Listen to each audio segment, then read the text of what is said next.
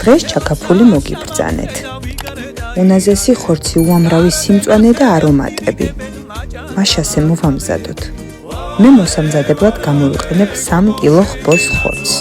დამჭირდება 2-3 დიდი კონა ქინძი, 1 დიდი კონა უხრახუში, 3 კონა მწვანე ხახვი, 1 დიდი კონა ახალი ნიორი და ტარხუნა ყველაზე მეტი.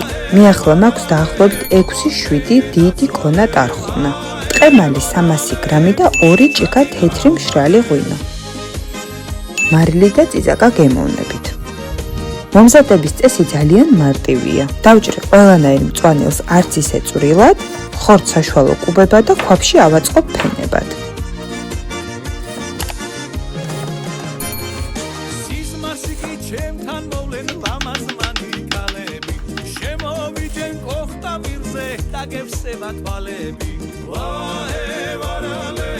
პირველი ფენა აუცილებლად უნდა იყოს მწვანილები. შემდეგ ხორცი, ტყემალი, მერე ისე მწვანილები, ხორცი, ტყემალი და ასე შემდეგ. ბოლო ფენაც აუცილებლად მწვანილების უნდა იყოს. დავამატებ მარილს, ღვინოს და თავდახურულ შებურთკან გაზზე.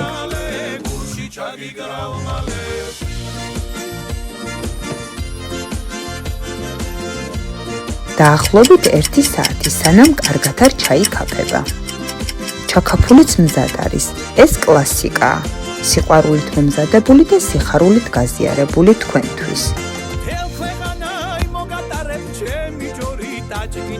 გურჯა თუ დამიწ